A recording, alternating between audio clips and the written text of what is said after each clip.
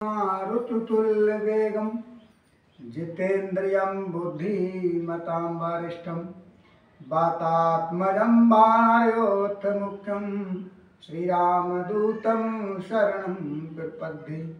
आज बुधवार भगवान गणेश का दिन। वक्रतुंड महाकाय सूर्यकोटि समप्रभ निर्विघ्नं कुरु मे देव सर्वकार्येषु सर्वदा। आज श्रीमद्भागवत कथा का जो अध्याय है वो 7वां अध्याय और 6ठे स्कंद से बृहस्पति जी के द्वारा देवताओं का त्याग और विश्व रूप का देव गुरु के रूप में वर्णन। और मैं आपसे एक बात बताऊं, अच्छी किताब में और अच्छे लोग तुरंत समझ में नहीं आते हैं, पहले उन्हें अच्छे से पढ़ना पड़ता है फिर समझ में आते हैं। आप सुनो, कुछ लोग भागवत नहीं सुनना चाहते, चाहे वो कार्यक्रम में हो चाहे वो घर पे हो, क्योंकि ये पूर्व जन्म के पाप हैं, वो कभी कभी उदय होते हैं पुण्यों में। इसलिए पापों के कारण लोगों को हरि चर्चा नहीं सुहाती है। जब उनके कई जन्मों के पुण्य उदय होते हैं, पाप क्षीण हो जाते हैं, तब श्रीमद् भागवत कथा या धर्म ग्रंथ या भगवान की चर्चा सुहाती है। राजा परीक्षित ने पूछा, भगवान देवाचार्य बृहस्पति जी ने अपने प्रिय शिष्य देवताओं को किस कारण त्याग दिया था? देवताओं ने उन्हें गुरुदेव का ऐसा कौन सा अपराध कर दिया? आप कृपा करके मुझे बतलाइए कि देवताओं ने अपने गुरुदेव का ऐसा कौन सा अपराध कर दिया था। आप कृपा करके मुझे बतलाइए। देवताओं के गुरु होते हैं बृहस्पति जी और दैत्यों के गुरु होते हैं शुक्राचार्य। श्री सुखदेव जी ने कहा, राजन इंद्र को त्रिलोकी का ऐश्वर्य पाकर घमंड हो गया। इस घमंड के कारण वे धर्म मर्यादा का सदाचार का उल्लंघन करने लगे थे। एक दिन की बात है, वे भरी सभा में अपनी पत्नी शची के साथ ऊंचे सिंहासन पर बैठे हुए थे। 49 मृतगण, 8 वसु, 11 रुद्र, आदित्य, ऋषभगण, विश्वदेव, साध्यगण और दोनों अश्विनी कुमार उनकी सेवा में उपस्थित थे। सिद्ध, चारण, गंधर्व, ब्रह्मवादी, मुनिगण, विद्याधर, अप्सराएं, किन्नर, पक्षी और नाग उनकी सेवा में स्तुति कर रहे थे। देवराज इंद्र की सब लोग ललित स्वर से देवराज इंद्र की कीर्ति का गान कर रहे थे। ऊपर की ओर चंद्रमंडल के समान सुंदर श्वेत छत्र शोभायमान था। चवर, पंखे आदि महाराजोचित सामग्रियां यथास्थान सुसज्जित थी। इन दिव्य समाज में देवराज बड़े ही सुसुत हो रहे थे, बहुत सुंदर लग रहे थे, शोभा पा रहे थे। इसी समय देवराज इंद्र और समस्त देवताओं के परम आचार्य जी वहां आए, बृहस्पति जी। उन्हें सुर असुर सभी नमस्कार करते हैं। इंद्र ने देख लिया कि वे सभा में आए, परंतु वे ना तो खड़े हुए और न आसन आदि देकर गुरु का सत्कार किया। यहाँ तक कि वे अपने आसन से हिले डुले तक नहीं। आज की तरह हो गए, जैसे आज भी कुछ मूर्ख हैं, गुरु जी आके खड़े हुए चेला बैठे रहते हैं, ऐसी देवराज इंद्र। चिरकालदर्शी समर्थ बृहस्पति जी ने देखा, महात्मा त्रिकालदर्शी थे, तीनों लोगों को जानने वाले। त्रिकालदर्शी समर्थ महात्मा बृहस्पति जी ने देखा कि ऐश्वर्य का मद दोष है, बस वे झटपट वहां से निकलकर चुपचाप अपने घर चले गए। परीक्षित, उसी समय देवराज इंद्र को चेत हुआ, समझ में आया। वे समझ गए कि मैंने अपने गुरु की अवहेलना की है। वे भरी सभा में स्वयं ही अपनी निंदा करने लगे। अब गुरु जी चले गए, तब मन में विचार आया, मन में सोच रहे हैं, अहो भक्त ममा साधु कृत्यम वैद्रबुद्धिना यन्मे से बरे मतेन गुरु सदस्यकृत कृता। हाय हाय, बड़े खेद की बात है कि भरी सभा में मूर्खतावश मैंने ऐश्वर्य के नशे में चूर होकर अपने गुरुदेव का तिरस्कार कर दिया। सचमुच मेरा ये कर्म अत्यंत निंदनीय है। भला कौन विवेकी पुरुष ईश्वर की लक्ष्मी को पाने की इच्छा करेगा? देखो तो सही, आज इसी ने मुझ देवराज को भी असुरों से भी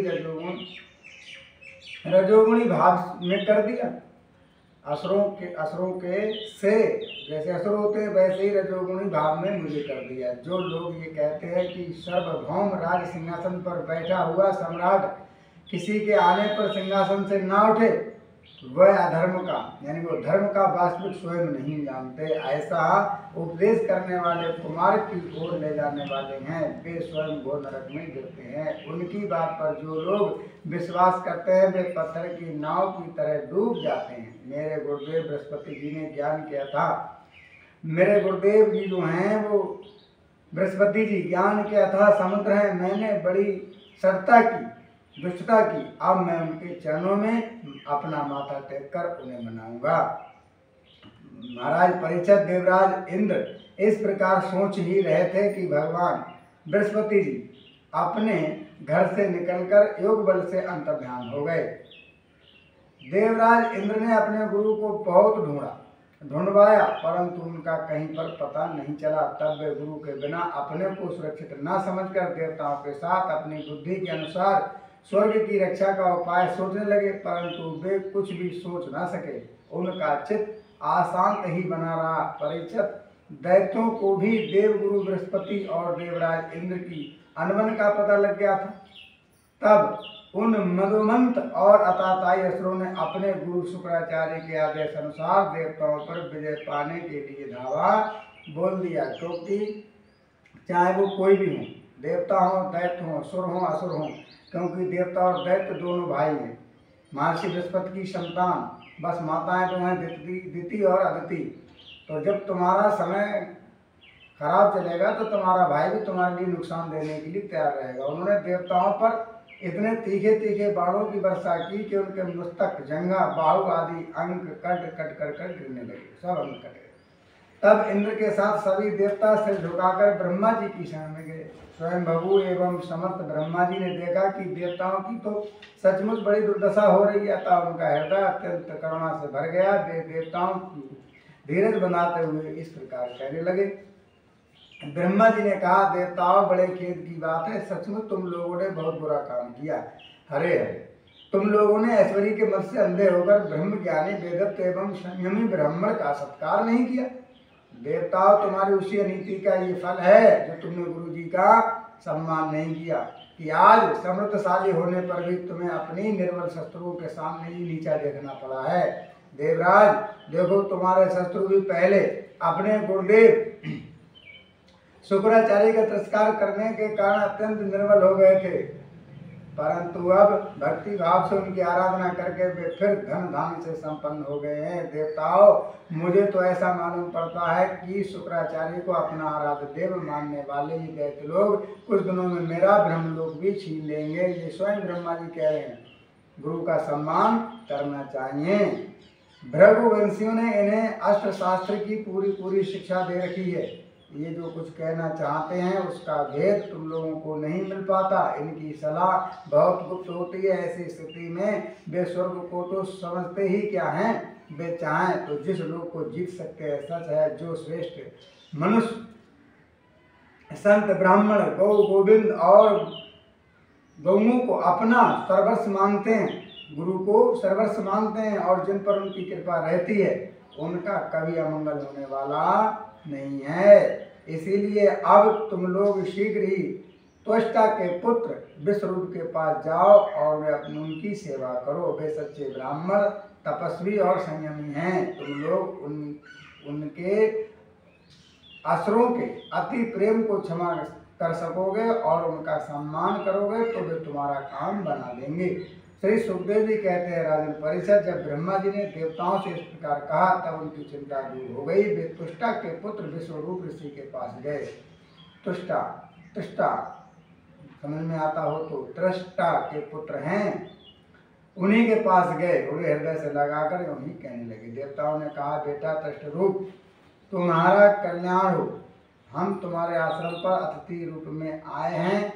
हम इस प्रकार तुम्हारे पितर हैं, इसलिए तुम हम लोगों की समायोचित अभिलाषा पूर्ण करो। जिन्हें संतान हो गई हो, उन सत्पुरुषों का भी सबसे बड़ा धर्म यही है कि वे अपने पिता तथा अन्य गुरुजनों की सेवा करें। फिर जो ब्रह्मचारी हैं उनके लिए तो कहना ही क्या है। वत्स आचार्य वेद की, पिता की और पिता ब्रह्मा जी की, भाई इंद्र की और माता साक्षात पृथ्वी की मूर्ति होती है। इसी प्रकार बहन दया की, अतिथि धर्म की अभ्यागत अग्नि की और जगत के सभी प्राणी अपने आत्मा की पूर्ति आत्मा स्वरूप होते हैं। पुत्र, हम तुम्हारे पितर हैं। इस समय शत्रुओं ने हमें जीत लिया है, हम बड़े दुखी हो रहे हैं। तुम अपने तपोबल से हमारा ये दुख दारिद्र पराजय टाल दो। पुत्र, तुम्हें हम लोगों की आज्ञा का पालन करना चाहिए। तुम ब्रह्मनिष्ठ ब्राह्मण हो, अतः जन्म से ही हमारे गुरु हो। हम तुम्हें आचार्य की रूप में वर्ण करके तुम्हारी शक्ति से अनायासी शत्रुओं पर विजय प्राप्त कर लेंगे। पुत्र, आवश्यकता पड़ने पर अपने से छोटे का पैर छूना भी निंदनीय नहीं है। ये कौन कह रहे हैं? देवता। वेद ज्ञानी को छोड़कर केवल आस्था बड़प्पन का कारण भी नहीं है।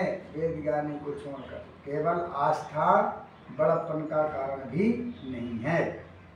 श्री सुखदेव जी कहते हैं, परीक्षित, जब देवताओं ने इस प्रकार विषम रूप से प्रवृत्ति की करने के लिए प्रार्थना की, तब तेजस्वी विश्वरूप ने प्रसन्न होकर उनसे अत्यंत प्रिय और मधुर शब्दों में कहा। विश्वरूप ने कहा। अब विश्वरूप कहते हैं पृथ्वी का काम ब्रह्मा जी को यानी ब्रह्म तेज को क्षीण करने वाला है। जो प्रवृत्ति करते हैं, कर्म कांड जो विद्वान होते हैं, प्रवृत्ति का काम ब्रह्म तेज को क्षीण करने वाला है। इसलिए धर्मशील महात्माओं ने उसे निंदा का कार्य बताया है। किंतु आप मेरे स्वामी हैं और लोकेश होकर भी मुझसे उसके लिए क्षमा प्रार्थना कर रहे हैं। ऐसी स्थिति में मेरे जैसा व्यक्ति भला आप लोगों को कोरा जवाब कैसे दे सकता है? मैं तो आप लोगों का सेवक हूँ। आपकी आज्ञाओं का पालन करना ही मेरा निस्वार्थ धर्म है। देवगण, विश्वरूप भगवान कह रहे हैं, देवगण, हम अकिंचन हैं। खेती कट जाने पर अथवा अनाज की हाट उठ जाने पर उसमें से गिरे हुए कुछ दाने चुन लाते हैं और उसी से अपने देवकारी तथा पितृकारी संपन्न कर लेते हैं। लोकपालो, इस प्रकार जब मेरी जीविका चल रही है तब मैं प्रवृत्ति की निंदनीय वृत्ति क्यों करूं? उससे तो केवल वे ही लोग प्रसन्न होते हैं जिनकी बुद्धि बिगड़ गई है। जो प्रवृत्ति करते हैं, कर्म कांड, दष्टान इत्यादि, इस कार्य के लिए भगवान ब्रह्मा ने जब सृष्टि बनाई तो वशिष्ठ मुनि को ये कार्य दिया गया, तो उन्होंने मना कर दिया। तब ब्रह्मा जी ने कहा कि भगवान श्री राम का जन्म होगा तो उनके यहाँ प्रवृत्ति का कार्य करो। तब वशिष्ठ मुनि तैयार हुए थे। और आज यहाँ पर भागवत जी में बड़ा सुंदर कार्य उन्होंने लिखा है। विश्वरूप जी कहते हैं, निंदनीय वृत्ति क्यों करूं? इससे तो केवल वही लोग प्रसन्न होते हैं जिनकी बुद्धि बिगड़ गई है। जो काम आप लोग मुझसे कराना चाहते हैं वो निंदनीय है, फिर भी मैं आपके काम से मुंह नहीं मोड़ सकता, क्योंकि आप लोगों की मांग ही कितनी सी है। इसलिए आप लोगों का मनोरथ मैं तन मन धन से पूरा करूंगा। श्री सुखदेव जी कहते हैं, परीक्षित, विश्वरूप बड़े तपस्वी थे। देवताओं से ऐसी प्रतिज्ञा करके उनके कार्य करने पर वे बड़ी लगन के साथ उनकी प्रवृत्ति करने लगे। यद्यपि शुक्राचार्य ने अपने नीति बल से असुरों की संपत्ति सुरक्षित कर दी थी, फिर भी समर्थ विश्वरूप ने वैष्णवी विद्या के प्रभाव से उनसे वो संपत्ति छीनकर देवराज इंद्र को दिला दी। राजन, जिस विद्या से सुरक्षित होकर इंद्र ने असुरों की सेना पर विजय प्राप्त की थी, उसका उदार बुद्धि विश्वरूप ने ही उन्हें उपदेश किया था। बोलिए श्री रामचंद्र भगवान की जय, श्री हनुमान जी महाराज की जय, श्री सुखदेव भगवान की जय, श्री परीक्षित महाराज की जय।